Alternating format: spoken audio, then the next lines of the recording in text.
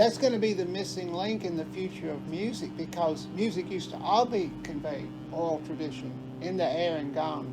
Like Dolphy would say, it's just here and it's gone. And Dolphy said, birds don't have no key. Why are you telling me how to play? Or something, I'm paraphrasing. I went to Boston because I was like a cultural headhunter, in the Southeast in the late 60s. The early 70s, when I got out of college, you couldn't really hear very much jazz, and you couldn't see a lot of foreign films. So a friend of mine was in Boston, and I went to stay with them, and I could see foreign movies. I could hear all sorts of great jazz players and blues players, and it was real cold, and I lasted 9 months. Yeah, it was somewhere out that way, going up into the hills. It was called the Mountaintop, and a friend of ours got us the gig just by talking us up. And when we got there, we were setting up, and as I was adjusting just the bass drum and the hi-hat, some guys came up and were kind of leaning over us and said, "You boys know any Skinner?" We said, so that was our interaction with the audience. And then everybody was in the bar drinking, and when we started playing, everybody left the bar and went into the pool room. And after our first set, the owner came up and was like saying, "Well, you boys look a little tired. I can just go ahead and pay you for the second set, and you can go back to Birmingham." I said, "All right." So but the fun thing was, when we got in the parking lot loading up the equipment, this guy came wandering up, and he had like a Budweiser 12-pack, and it was making a noise. He said, "Y'all may not know this, I got a live possum in here." And they started scrambling around, and it jumped out and started running across the parking lot. He said, "Don't be scared. I was raised up with these things." Anyway, that's the story. Anyway, then I got back to Birmingham, and my degree was in English, but just straight English, Bachelor of Arts. So I thought maybe I can be a school teacher. So I got a teacher certificate from UAB, and then discovered I couldn't keep the kids quiet, so that was all a wash. And then I was mowing grass in the daytime washing dishes at night. And a friend of mine's sister told the manager of the Big Oz store at Eastwood Mall, "Hire that guy, he knows a lot about music." And I got the job without even being interviewed. So that's where my psycho retail career began, as a floor walker at Oz Records. And that was the year that Elvis died, and the year of the Leonard Skinner plane crash, 1977. So that's the first time I saw Davy and LaDonna. I didn't know who they were. And I think I said, "Hi, hey."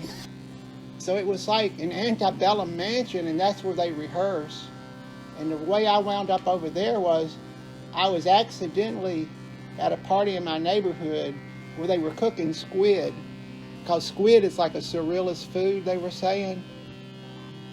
Everybody in the house played something. Everybody at the party, maybe 20 plus people, would all be making improvisational sound together. And it just filled up the whole house, and it kind of felt like the house was now the instrument. And they were like, just, even at that time, this would be, early 80s. They were, or late 70s. They would just be bringing the whole improvisational process directly to whoever was around. So they were really cool about that. Jumping way in the future, Davy is so cool. We were in a little blues band, and only time we played more than one night in a row was at this club in Huntsville called the Coffee Clutch. And we were at the Coffee Clutch, and it's classic Southern bar thing. Somebody in the front row he was drunk, he kept saying, what is that guy? Oh, blue suede shoes. Somebody in the front row kept saying, "Blue suede shoes, blue suede shoes." And we had a song list, but about halfway through the set, Davy started doing the riff from Blue Suede Shoes, and he improv'd he called it convulsive blues. He improv'd a convulsive blues version of Blue Suede Shoes right on the spot. And I thought, this is where it's really at. So all through the years, I had a great relationship with Davey and LaDonna because, they played improv. We played blues for a few years. Davey and LaDonna went all over the world. They're just amazing.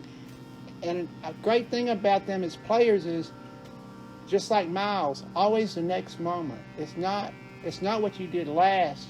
It's what you're working on now. It's what you're going to do next.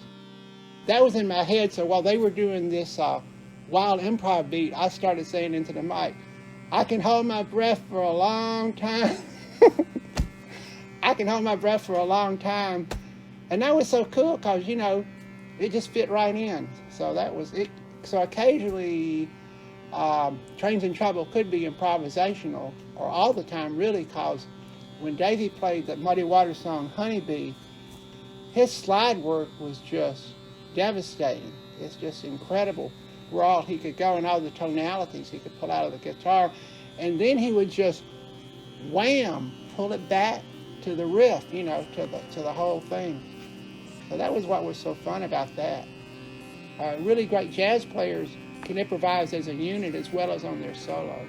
And they're listening all the time. So I guess between listening to music, selling music, playing a little music, as I say, I'm an amateur who gets to play with professionals occasionally. So, you just learn a whole lot about music, and it's like the universal language. It makes everybody happy. And no more road rage if you got a Grateful Dead CD in your car. Except now they're taking the CD players away from us. I'm afraid I don't know if Spotify will save, no offense Spotify, I don't know if Spotify will save you from road rage or not. But a CD player will. And if you're really cooking, you get a jam box and put a real cassette in and run it through the sound system. Thank you, music lovers.